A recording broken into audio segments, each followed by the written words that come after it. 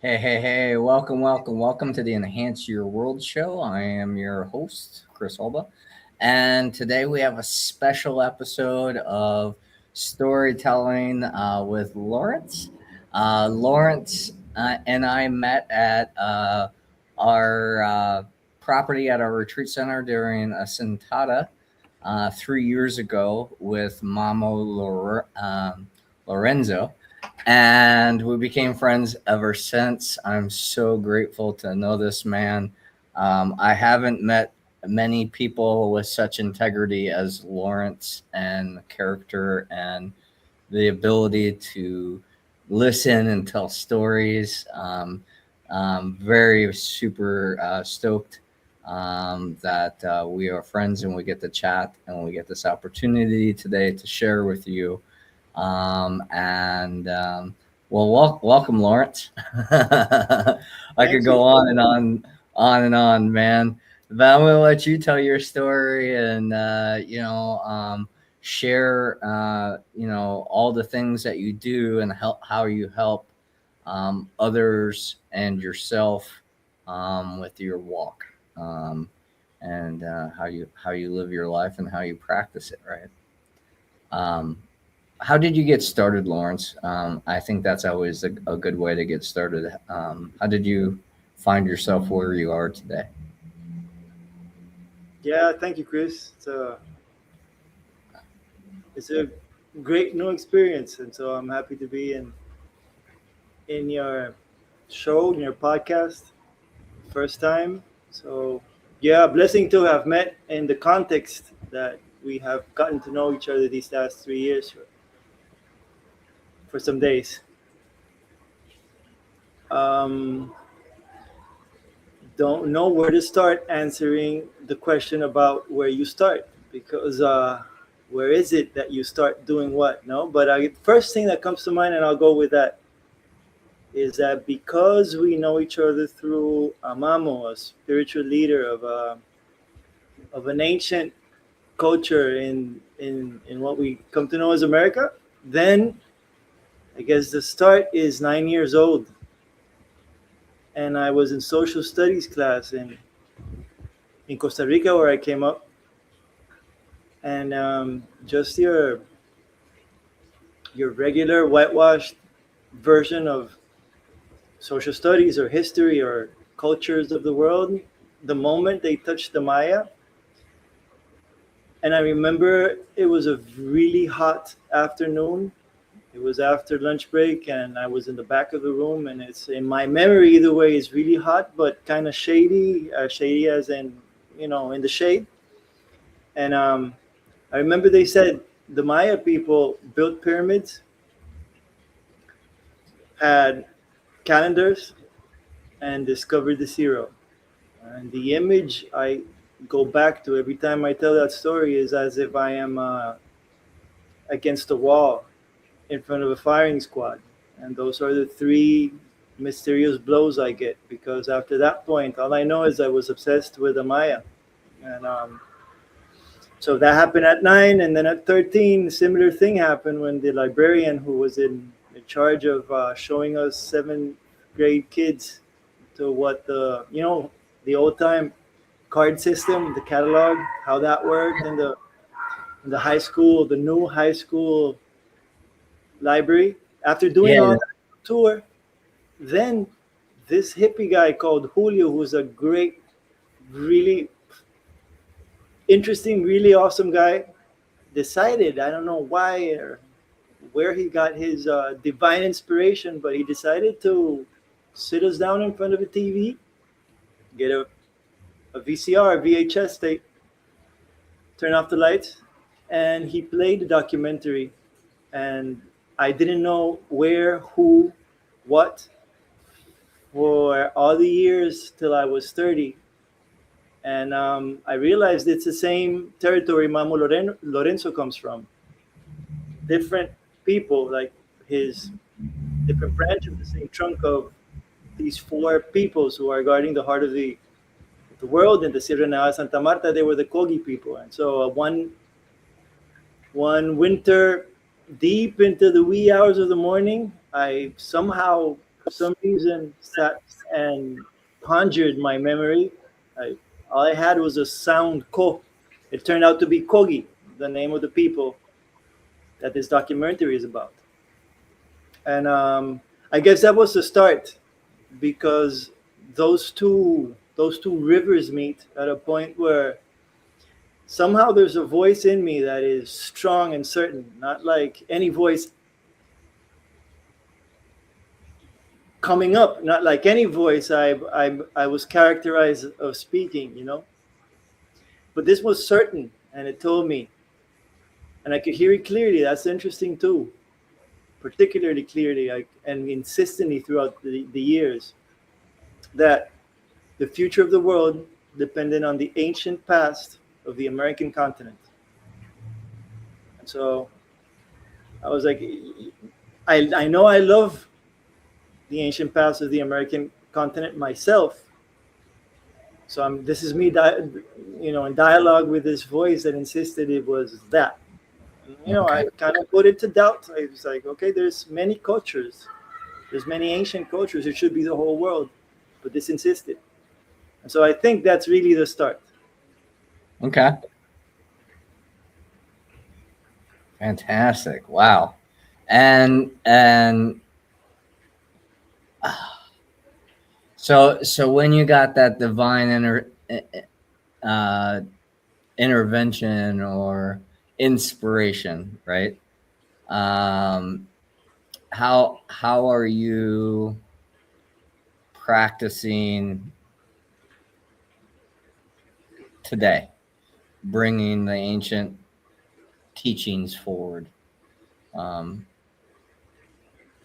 I know you do translation for Mamo and his Mhm. sentadas, and you're in a path now, in a walk now with a teacher, um, learning what? Yeah, man, that's how it starts. No, back to the beginning, always, always. Uh huh. Like if you say storytelling, then we must we must salute the spider. No, Sure. many names in many places, but always the weaver and the keeper of stories. And so, like the spider knows to remind us, it's always good to remember to that same point just to see what's different. And so, I guess it's always back to the start. And where is the start? Depending on how you see it. No, but we know each other from the sentada, and that's right. It's my honor, my pleasure, my gift, and my blessing to be translating for 3 years now. So it's a 4-year commitment that sentada is. Mm. For those who are listening and who don't know what it is, it's a sentada is a sitting. So you're sitting for a long time, and it really should be 9 days. That's the first time I sat with Mamu when I met him in Chile in 2016 or 17. So we done 7 this year, and we did 5 the first 2. But when I heard, so I had been living in Argentina after the dream came true. That's another beginning. So okay, divine inspiration 9 and 13, the Maya, the firing squad in my memory, and then also this VHS at 13 that again I found at 30. I think miraculously. After those two, everything starts with a dream. I've been told, and I've come to experience this is the case. So if you're asking me how am I practicing, then I need to really think, what is it that I'm practicing? That means I really need to dream that up, and I have been. So it's like, let me go back to the beginning of the dream because it really was, I dreamt of going to the Andes Mountains. Well, I had two. You see, my father's Croatian, so I'm mostly Slavic in my ancestry. However, I was raised in a family that was ran by women, and before I knew the name, what it meant, I always kept hearing matriarchy. So that all that meant was my grandma was the root, the matriarch, and she had only two daughters, which is my mom and my second mom, which is my aunt. And then my mom married my father, who is an only child because of the Second World War. And then my aunt had married several people, but the last spouse she had, well, had he had cut he had cut relations with his family. So in other words, if we wanted to go, like when you're 13, more or less, this happens, and it happened to me around that age, when you start asking yourself, who are you? Who am I? Where do I come from? Well, it came back to my grandma, who's a first born daughter of Jamaican immigrants in Costa Rica. So that's why I had to go take that leeway into my ancestry, because I had two destinations in this dream journey of mine. So one was the Andes, which I mentioned because of what I had said about the indigenous people of the continent, but also, and more importantly, was Salvador Bahia in Brazil, which some anthropologists say is more African than Africa itself, because the way things have happened, that certain traditions have been kept there and lost in the motherland, in the main continent. And and because that was so strong, since I started asking about my identity, that's a different whole story. But for 10 years, I started practicing capoeira Angola, which is this Afro-Brazilian martial art, dance, ritual tradition, ancestral, musical,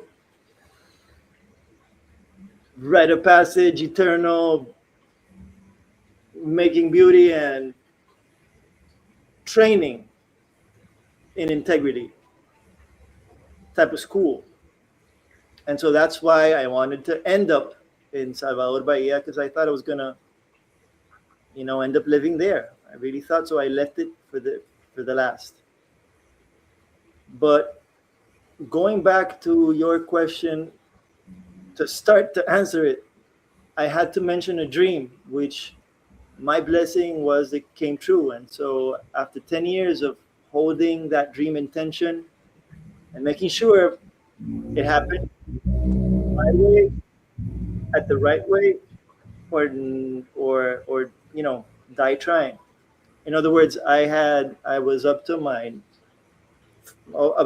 head in debt, student debt, and I knew I wasn't going to go for a limited amount of time, and I knew I wasn't going to evade my commitment, my responsibilities. So that's why it took me 10 years. But then finally, this dream became true, and I saw myself landing in South America, and that was 7 years altogether.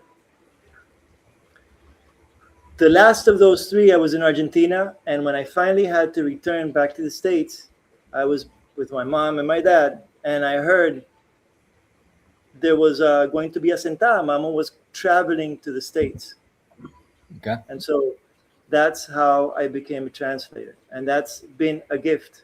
That's been a gift because it has made my practice deeper. And I can now answer that my practice is studying with Mamo, the same as I am studying with my teacher here, my main teacher here, for the reason for which I moved into this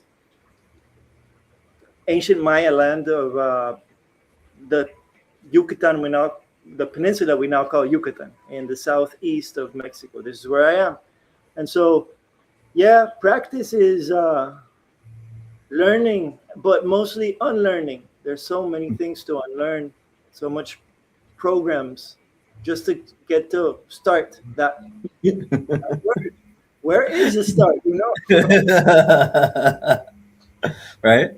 But at least now I could, turn my turn my head and look back, see some footsteps, and be able to go around in circles this way. I hope nobody's getting dizzy from these mamushka dolls. Is that what you call them? The Russian dolls that Yeah, yeah, yeah. And Yeah. And this just is keep the image I unpacking. have whenever I need to tell a story. I try to, stay in line, but they keep insisting, and I think I'm a descendant of the spider somehow that way. Yeah, absolutely. Um, I followed it. And I mean, and every time you share, like I capture a little bit more too. And I think that's the beautiful thing about the spider weaving, right? Like it's not about hearing, oh, they're telling that same story again, and then you close your ears off because I've already heard it. Like the active listening and participation that I've witnessed within you, like you're always listening, and you're coming up with good questions and going deeper, and that's why I've always enjoyed the conversations. I could Um, say the same, man. Very relevant, and um, to the time and to what's going on. Um, so that being said, that's the origin, that's the inspiration. And what do you see unfolding from this walk? What are your plans? What are you looking Yeah. to create? Ah, You know? yeah, something has changed. Something has changed in this school is getting deeper, hotter, and more serious. So, yeah, you dream, but they've dreamt you. And so, really, really serious about the unlearning is really the learning. So, at this point, it's really surrender is a good word choice to sum it up. And so, about plans, all I know is I'm here. And all I know is I'm here, devoted to being here, which means I guess I'm being birthed again somehow. And as to plans, if I really need to force myself, I can also fish out one word and say service. And then I can fish out another one and say destiny. Um, if I was born, if we're born in this time, in this place, in this form, in this human form, in this place called Earth, in the world as it is now, then it cannot. This is. I feel this with such strength for my own self, and it should be sweetened somehow because if not, it's just a hard big stick over the head. It can be, but it cannot be in vain to be born this way, right? So all we really know that has been planned somehow is that we're leaving this form, this time, this space. We're exiting at some moment in time in our own histories that we all are given the right to write. We have that right to write out our own destiny, our own lives. So, ah, the reason why I'm here, I didn't choose to be here, and I think this is a guarantee because if not, I can get very heady. My mind can go real fast and insistent, and that is a blessing in disguise. I did not plan to move here, and a year ago, so last year March, I was given the news. I was just coming down for a retreat. A it was a 30-day retreat with my current teacher. It was a sweat lodge training, and I never gone through something as I, it's really it was quite demanding. So lots of fasting, and lots of prayer. That I mean, to pray is to go to battle with your own self, really, because most of the times, if you're not throwing out, then you feel like you're worth nothing, or like you cannot even move or talk, or so. It was really intense, and she's she's a master and a really wise woman. And so either way, I was immersed in that 30-day experience with a bunch of people that some left. So we were, I think, 30 at the beginning, and I think maybe 20 or a little bit less were left. And somewhere halfway, I get called with another group of people that had been living here already as volunteers, and they were in service. And so I was informed that come July, I had to move there with all my belongings. Nobody was forcing me, but I knew what that was about and I could recognize it. And what I mean to say is a blessing in disguise, because if it was up to me, probably I wouldn't have made the decision or felt it was up to me. And then if I get dowdy, then I can remember, okay, I never quite asked for this. This came to me. So it's like it's a guarantee of some sort for the ego. You don't want Hmm. your ego. I don't want my ego to get, beyond me. So those are the plans to stick around till whatever is happening, it comes to some next level. And I know it has to do with preparing myself for whatever my purpose of my mission or whatever that is that I was born to do is brought a little bit closer to light, and we could start. Right. Yeah, we could really start serving and doing something that is worthy of birth, I mean, of existence, and that is useful so that the people may live, and that they may live in a better way, because these are hard times. Yeah. And I think I love how you, and again, if I didn't absorb it right and regurgitate it right, please correct me.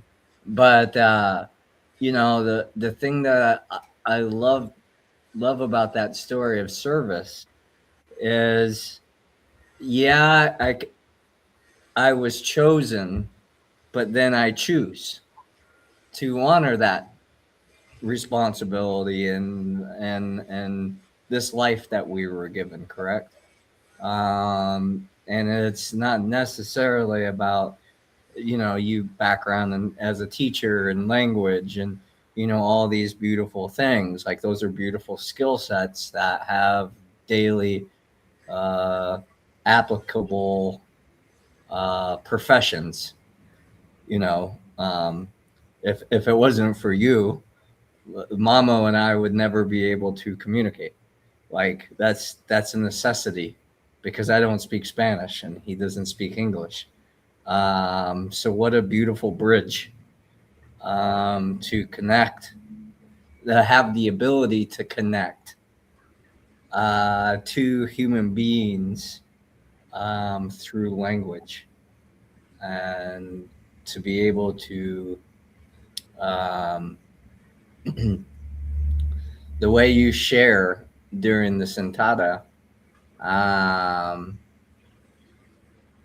like, I could almost tune Mamo out and the Spanish out, and the transmission of what you were expressing was what I was feeling him express, just in a different language, where I couldn't understand mentally what he was saying, but the energy was congruent all the way through, consistent all the way through. Um, so it feels to me like your translation is very pure. Hmm.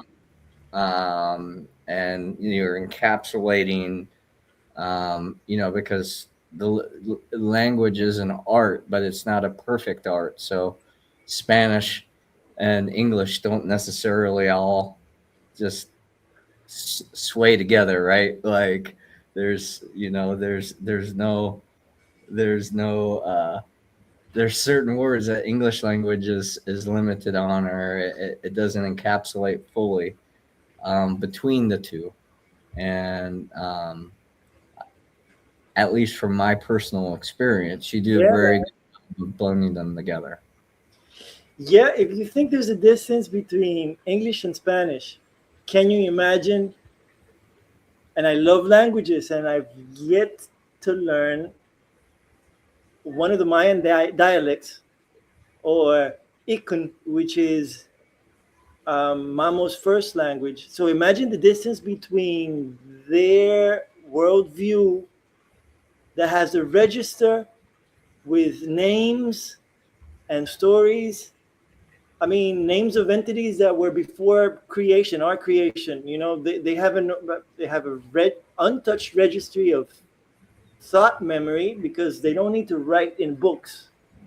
That goes back to the stars before the Earth was the Earth and before there was humans. I've come to understand this, and it's one thing is the phrase written out in English. The phrase I just said, and it could be said in many ways by many different people. One thing is that phrase in English or Spanish, and yes, there is a distance. The other is all the levels of truth that is beyond our conceptions and our limitations of what reality is. As you know, Westerners, modern people, you know, I feel we are somehow orphaned uh, in culture. We do have cultures, yeah, and it's a beautiful thing also, the mix that we are, and there is history. But oof, I invite anybody who is in resonance somehow with what I'm saying to go explore it, so that you find out for yourselves, you know. um, Either way, love languages, been blessed with the gift to translate, and I appreciate and I'll take your compliment. I take it very, it's a huge responsibility. And the flip coin, the other side of, to me, and this comes from my aunt. She says privilege is responsibility. So when I say responsibility, I'm saying privilege. When I say privilege, I must be saying feeling, sensing, and acting somehow on responsibility. So it's both privilege and responsibility to find myself in this switch that because I started out as an English teacher, then I taught Spanish, then I did the GED, and I thought about translating and interpreting. And then along the way, I found myself for the first time translating or interpreting in a ceremonial context.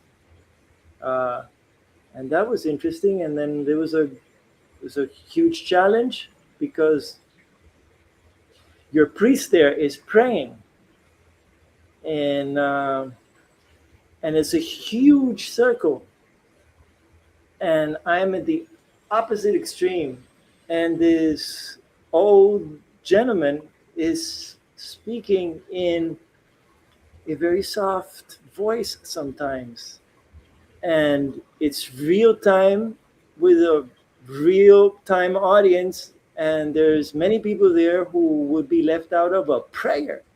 But so somehow then, as I was doing this for the first time, you start sensing that you somehow, I can see this only years later, you are meshing into somebody's conscious. So there must be some sort of affinity, or something has to happen so that you don't, you know, waste yourself out, and you know, don't, and that you do a good job and don't leave parts out that are important, and that you don't you don't assume that you understand what the person is saying. So therefore it's your job to say things that the source, the person you're translating for, is not saying. You need, you know, to stay neutral and just relay whatever this person is saying, you know, as untouched and as efficiently as you can. And then there's all these levels because he's only a second, his Spanish is only a second language to him. And you know, languages express worldviews, and now the worldview, back to, you know, what we started saying, you know, that distance between the native language and our languages is huge. So he needs to fill that gap himself, then as I'm catching the Spanish as an interpreter or translator, I would need to bridge that gap again.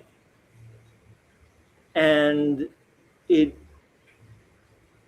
it can't be all the time just literal without a feeling as to what he is actually pointing towards and going with and weaving. So yeah, you kind of touched a button there with translation and language, which are two things that I love, and these are clues. So I go back to thanking you again because to say that you're always getting ready to start and to somehow in between lines state that you haven't started. I don't know. This is a good reminder that I could turn my head and there's some footsteps there, and so I'm really grateful for this opportunity because I am really learning. I feel in a deeper way than I had before as I am sitting there and providing that service, and I'm beyond the word grateful. That sense is overwhelming in me when I try to actually gauge that truth of this blessing that it is to be sitting there year after year, and I hope it was more. A part of me wants to be there whenever he is spreading his teaching anywhere in the world. You know, part of me because I have my own path and I find myself here, which I had dreamt. So yes, about choosing and being chosen is also dreaming and being dreamt. And that sits better with me because I don't know how good I am with choosing. And I don't know up to where we actually do choose. Yeah. Sometimes I wish. I mean, I wish, and I think to myself, I should really get better at this. Know what you want, and and be able to say it quick, and actually choose and make your decisions and plan. And sometimes I'm just reminded that you plan what you want, and then God or whatever name you have for it or image you have has gone and went before you started to say, okay, what am I wanting to plan? Yeah. Right, right.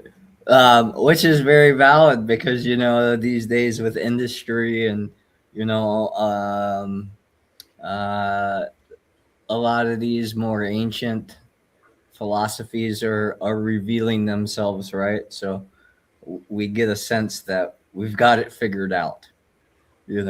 We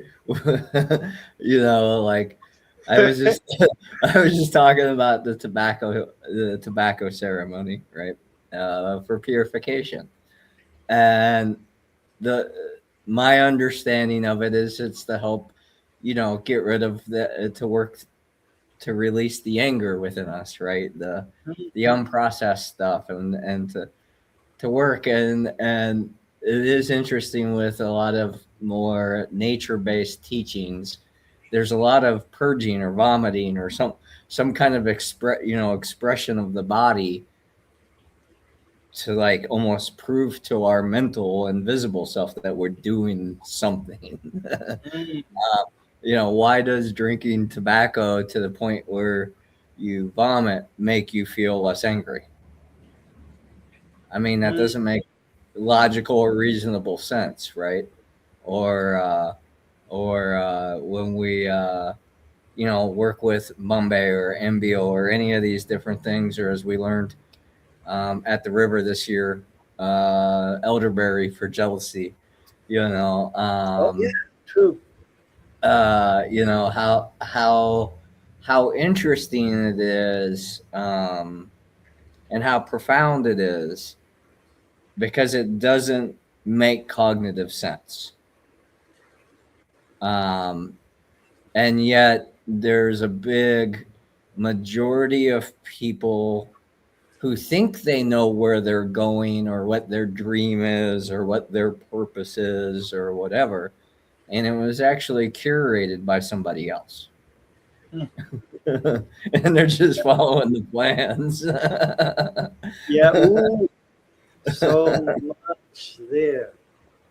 Well, I guess you're touching on the portion of unlearning and the recipe of learning, and it's like, what's the right balance always? It's there's no formulas. A friend of mine used to say, and this friend of mine is has been coming to mind recently because he is a climate scientist. Well, when we met him, he was my buddy's older brother, and my buddy's a musician, and his older brother is a musician, and everybody in his family, and so we met through music. So okay, this guy turns out to become a doctor in climate science, and so really, really, really about science. And so I remember the day before I flew, and I finally made this dream true, to go and land south of the equator for the first time in the American continent. And he's a great a person to talk to, and especially because he's so radically different in his mindset, and he's so scientific. And I haven't considered myself scientific, but I think what you're bringing up is beautiful, because you say these things we learn in these nature-based ways of learning, like, okay, drinking tobacco to vomit to feel better, doesn't make cognitive, what is your word, cognitive sense. Cognitive. Yeah, it doesn't make sense, right? But I think that is a huge clue to that question, or that voice I had questioned. So why is it that I was hearing before I even landed to that territory where these ancient treasures, intangible and tangible treasures, had been hidden for these hundreds of years?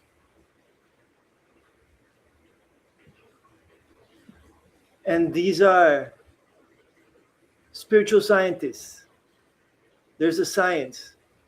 And so I think this voice that said the future of the world has to do with the ancient past, had to do with that which you're asking. And my friend comes to mind because of two reasons. First, because at that time he was asking me, okay, all these questions, why, you should write, you should come and in a scientific way find out first as you are walking, and then you should write. Yeah, but this is not me, I'm not like you, but I see your point. And yes, and then just recently when I was up with you guys in Kentucky, there has been a group of scientists that have somehow caught up and realized that once a month there's a new moon ceremony, which I've been translating for Mamo and some other elders. And these people who are scientists got together, and they started noticing that in their lives something was changing. And I just recently heard that one of these scientists has a Nobel Peace Prize. No, Nobel Peace, no, a Nobel Prize in climate change science. Okay. So they write a scientific article that I also had to translate so that Mamo could take a look. And there's other elders that have responded to this. And I was thinking about my friend, and things are mentioned like quantum science, and how not only through quantum science, but just in recent serious scientific investigations, and they are cited, even organisms like the panel of experts on climate change and the UNESCO, and there's another organization, World Intergovernmental, intergovernmental uh, panels, have written form have acknowledged that there is a lots to learn from ancient American cultures or world cultures that have a ceremonial way of life and practices, and that and they come down to lists with words, right? So Mhm. I think, and I'm convinced, and especially after reading that paper, that this is just the beginning of our ways of thinking here in this modern, let's call it Western, like everybody knows what I'm referencing to. This Western type of thinking begins to make logical sense of why on the fourth day of a 7 day sentada, we take tobacco at night after hearing the story of its origin, and then after forcing a bunch of water, warm water, then a shot of tobacco makes us puke out all these entities we call envy and anger and sadness and all these things that have different names in different contexts, but that we know now also scientifically that can make us sick and then kill us. And really interesting, Mamu calls them the enemies of creation, and they are named. And when the creator was really figuring out every single detail that had to be placed with precise mathematical exact efficiency to make our bodies as human beings. It took him a long, long, long time meditating the creator. They all found out and they wanted in.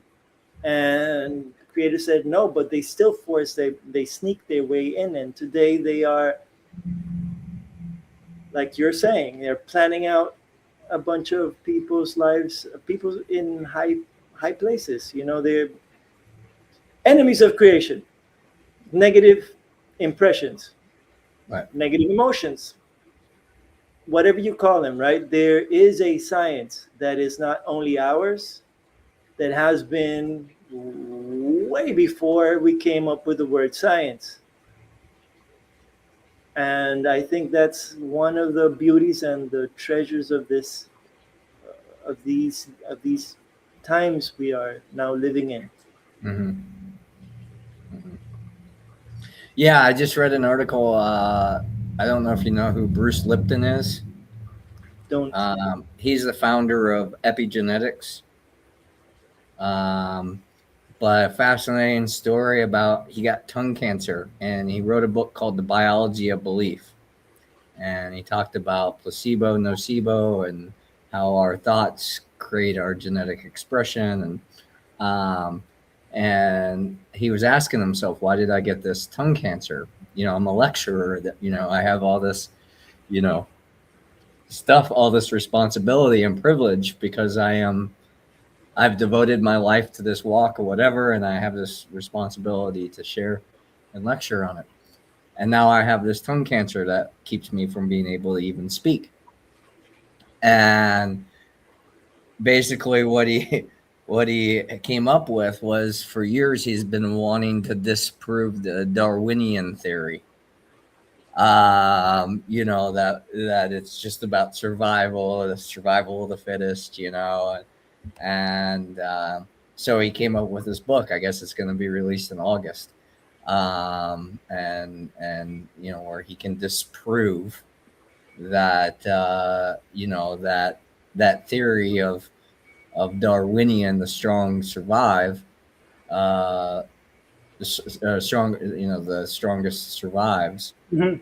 um, Survival of the the fittest, yeah. fittest. And I was sharing that with a friend of mine, who I had worked with cancer and stuff like that, and we used a lot of that teachings and diet and all that stuff to help her with her cancer. Um, and we were talking about that, and I said, the thing that shifted for me is I used to think strong meant defiant, Mm, but I've come to witness it as adaptability. yeah. Like an octopus doesn't change its color just to show off, but it adapts to its environment as an adaptability to survive.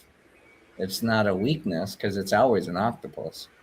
It always has the same capabilities, Hmm. but it gives itself a slight advantage by being able to adapt in a better way than something else that it isn't able Yeah.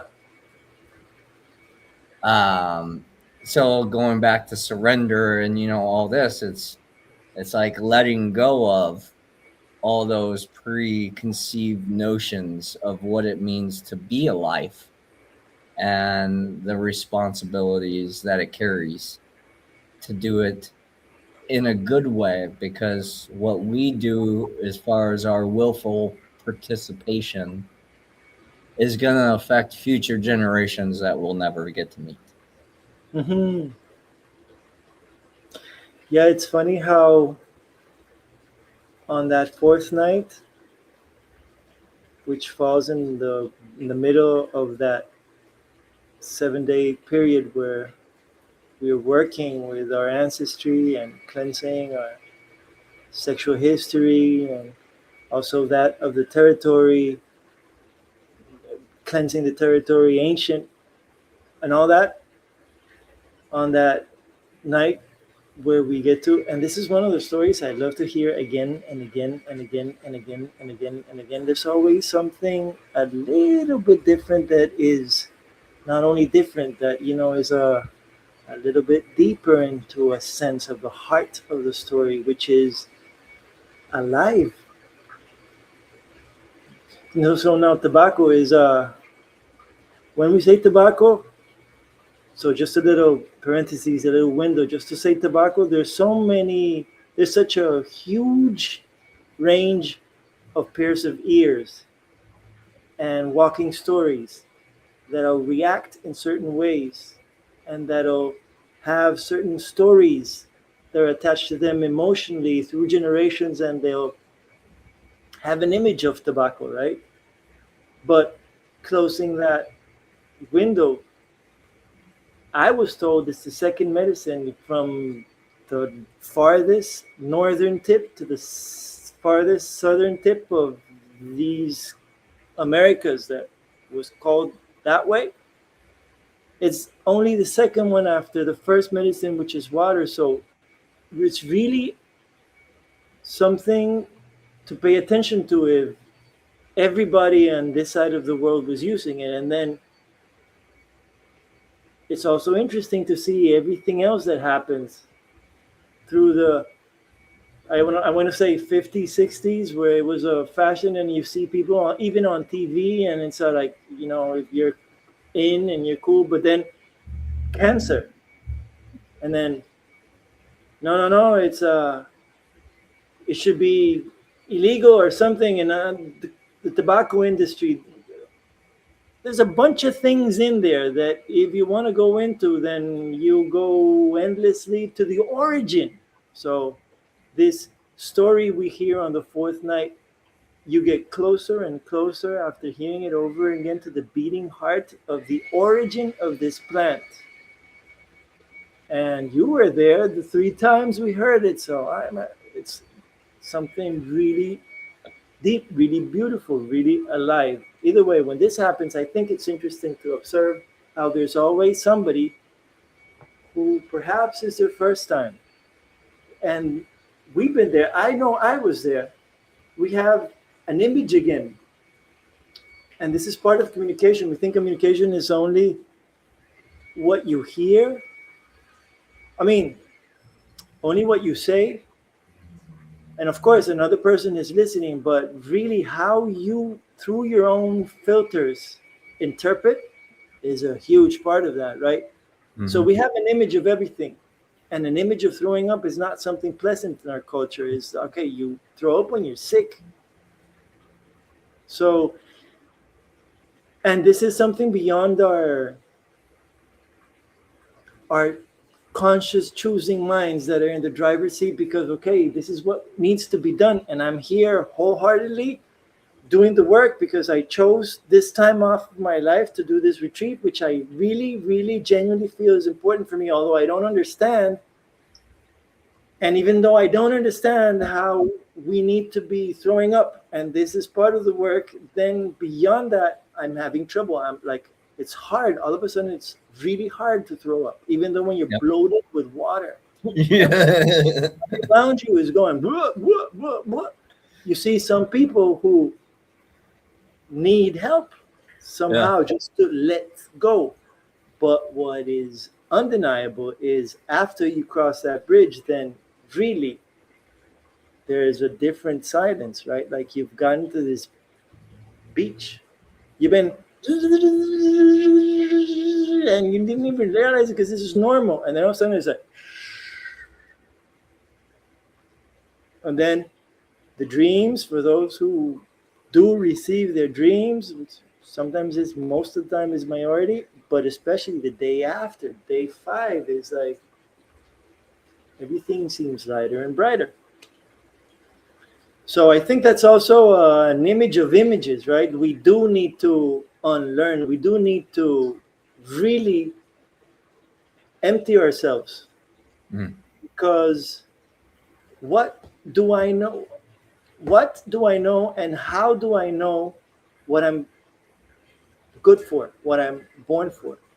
Now, I don't know about you or anybody listening, but even though I can't spell it out, even though I don't know the answer, I do know there's a certainty that just somehow mathematically I could see this like an equation. You can move values around, but it can either be right or wrong. It doesn't matter how it looks when you rearrange it, but it's true that if you are born a human being, if you're incarnated in this phenomenon which we call life and take for granted sometimes, then there must be a reason. There really is something that only you bring. And I think that sums up the walk of life to really unravel this somehow. And there's always experiences, and everybody has to at some point be like astonished and in wonder and in awe of something that happened to you and to your neighbor, to your brother and your sister, and your dad and your grandpa. There always will be stories as long as we're human beings because these things keep happening to us, which we call experience, for a reason as well. To find out what, why, and how, right? All these questions we have that have brought out philosophy and Right. how we love wisdom that we have, but we need to get because we don't have. It's contradictory, but I think a huge part of the work, and this is what I feel I'm doing now. And so it's so tough to really, put my finger on it and say, here, I am this, and I'm ready for at your Well, service. you, Because you you learn better because once you think you know something, you realize there's another polarity that you don't know, right? exactly, I'm becoming a professional and throwing up in many different levels. It's still hard for me on many, and then I've thrown up a bit, quite a bit. Not only physically, we're talking, of course, yeah, Yeah, no, yeah, yeah. but then again, it feels like it's endless. Right. You're full. We're Yeah. always so full, and all of a sudden, generally, there's an authentic value in emptiness, and that I had read about when I discovered the Tao, and all that. But now I feel it's like really more.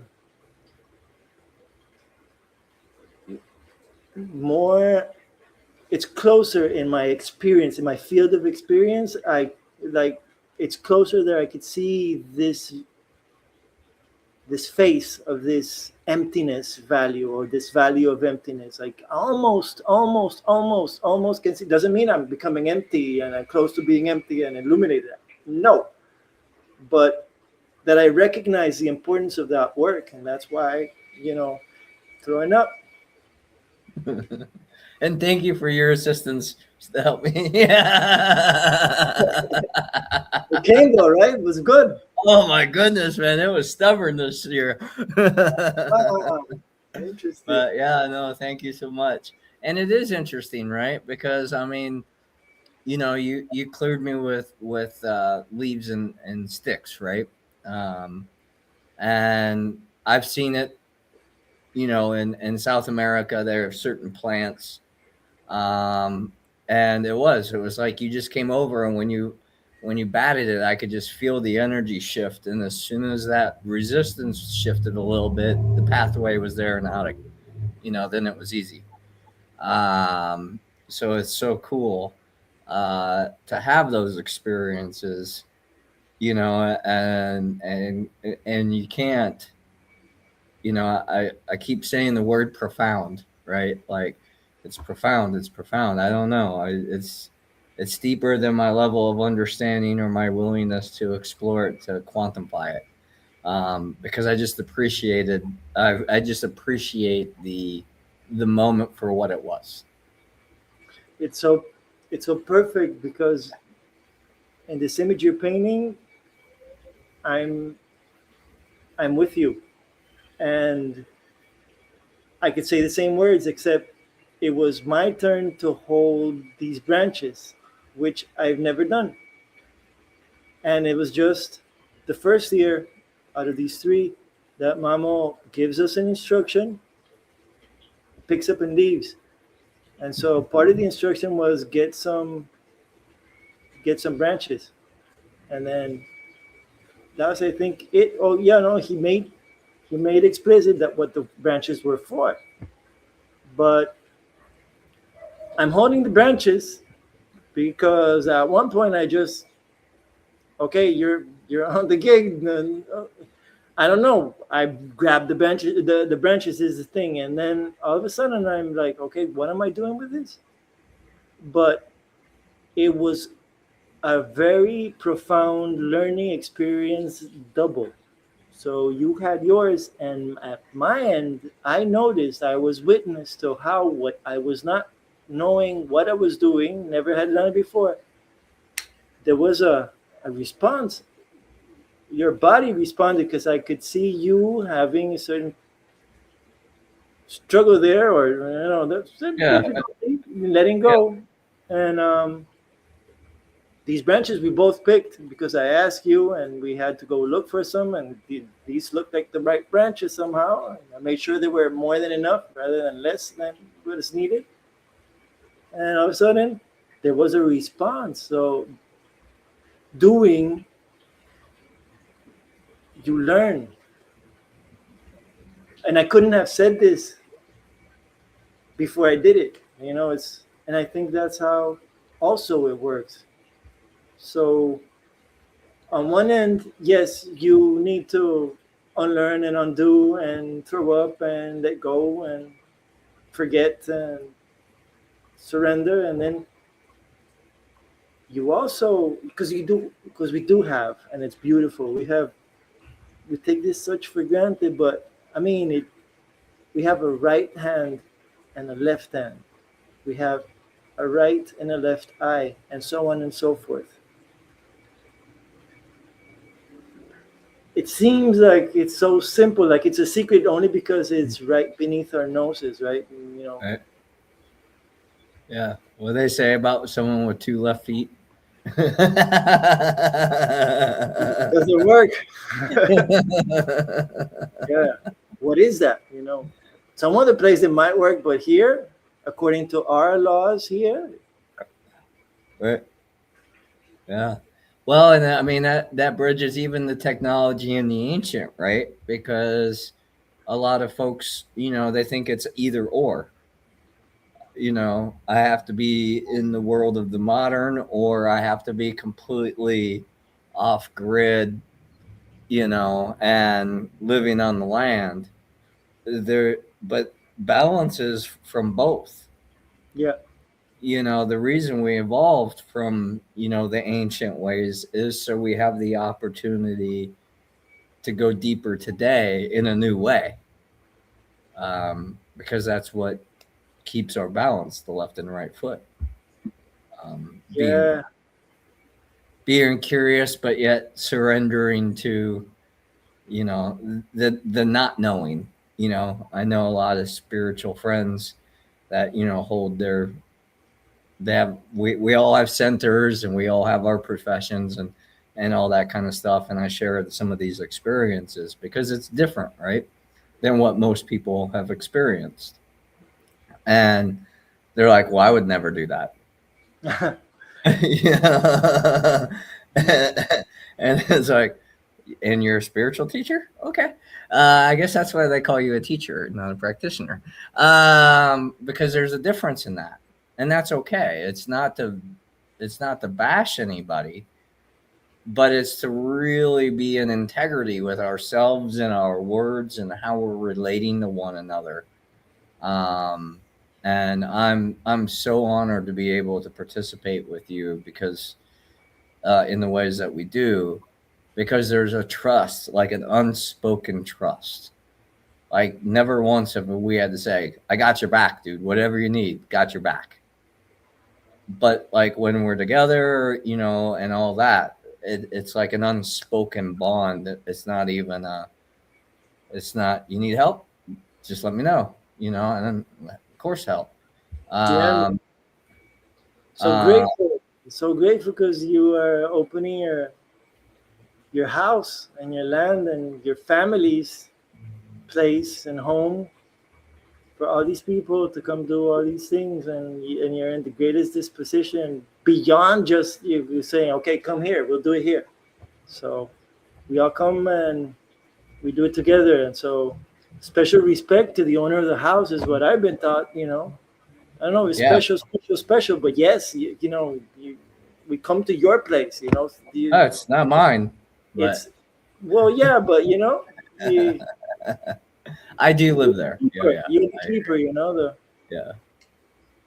But as you were talking about these things you just shared about, after we mentioned two is also two is always two, right? And they told me 1 plus 1 is one, and I came to see that. But two is also that double edge, and I'm always reminded of a story which I was just listening to you, and they say in this time long ago there was this really fertile lands, and they were really ancient times and the most fertile lands there were. And so there was different groups of people there, different tribes, and they were all in order, and they were all in peace, and it all had to do with the fertility of this land. And they say there was one time though, and there was a huge harvest. This was something else, and everybody was worked up. And as they were coming close to the end of the huge bounty they were harvesting, they had this these boundaries between these nations, right? So in this huge field, there was some people on this one side, working in the drums and the rhythms, and everybody there with their whole family, and they're, as the drums are going to the rhythm, they're, some people are with the tools, some people behind them are, extracting the produce, and then some other people are getting ready and storing is the machinery, beautiful harmony, and the same in the other end. And they're coming to the end of the harvest, as I say, and then at midday, things start to happen one day after the other, always at midday. And so there is this man walking with a hat through the middle of this field, dividing both people, and every day at the same time, right at midday. And so obviously they notice, but this person shows up, walks through that line, and disappears. And the next day, the same thing, nothing said. And so everybody's working. That's their priority until the resting day comes, and there's a meeting place where these two people share space. And so they're relaxing, and they're having their little beer and their good food, and they're in celebration, and there's a great harvest. Everybody's in high spirits until there's one conversation on one of the tables that gets overheard by the other people and one of their tables. And so as the conversation is overheard, they must interrupt, and they say, "Excuse me, are you talking about, you say, a gentleman midday walking through the field with a black hat? Only one thing though. You mean the red hat? Because we all seen him." And they go, "Well, what do you mean the red hat?" No, no, we're talking about, and everybody here, all my people here, they can attest to the fact that, yeah, same person, same place. It's a black hat. No, no, no, wait, wait, wait. We got the same situation here. It's a red hat. No, it's a black hat. No, it's a red hat. And there was a huge fight that broke out. Okay. Meanwhile, nobody found out that the guy in the corner table that was all alone was holding his laughter as he got up, took his hat, which was half red and half black, put it in his back pocket, and walked back home just really, really laughing his ass off. So you get the right and you get the left, and you don't have no two left feet, but then you also have the right and the left, and the huge debate. And then you have the D's and the R's, and so on and so forth. And I think it's the story comes back because of what we were talking about growing up too, right? And about mm, these choices that we think we're making, right? And all these levels of what isn't and what is not, and what is it to dream and be dreamt, or to choose and be chosen. And so I guess there's many different paths for many different walks, and not everything is for everybody, but somehow we're on the same boat in the end. Yeah. Yeah. Yeah. All birth the same mother, and all go to rest in the same way eventually, right? Mm-hmm. Yeah. And then between there, we can call it life. Yeah. And maybe some of us can sing, a little Frank Sinatra, and we did it our way, and then Yeah. others. Yeah. Mm, uh, I had to listen. Why? Because everybody else was doing it their way. I had to help make sense of the chaos. no formulas, right? Yeah, yeah, No written out recipe. right, right. Which any good cook will tell you. It's always based on interpretation, right? But then again, it's good to check out some recipes, and then find out. Yeah, yeah. So no right or wrong way to get there. Is I guess what we're trying to point to, that truth. But Lawrence, it's we're going on a little over an hour, so we better wrap up because you and I are going to be able to talk days. We Yeah. go unchecked. But is there anything else you'd like to share? What's your future plans? What are you looking forward to? How can people get in contact with you to work with you to walk with you? Mm. Well, no, thank you. I really had fun. It's great as always, but interesting to do it through this miracle of technology, and you know different distance across the distance is what I mean. Yeah, Um, yeah, no, learning and unlearning, and hopefully becoming a useful human and helping out, about reaching out. Wow, that's really interesting. I do have an Instagram account, and maybe that could work. I Okay. also have an email I could send over to you. Okay. Then you could el humando, el lower dash humando, el humando is the Instagram account. Um, I never thought about where people could reach out, but you're welcome. We Yeah, we'll put it in the show tag. cool. All We right. can we can grow your fan base. Yeah, man. Thank you. It's really enjoyable. I have to repeat myself. And Yeah, absolutely. cool, man. Thank you. Thank you very much. Thank you very much. And we'll be doing more and more programs like this and sharing people's stories and things like that through the storytelling segments of the Enhancing Your World show. But until next time, thank you so much for everything that you are, everything you do, and everything that you choose to be. And continue to walk as consciously and participate in as best as you can.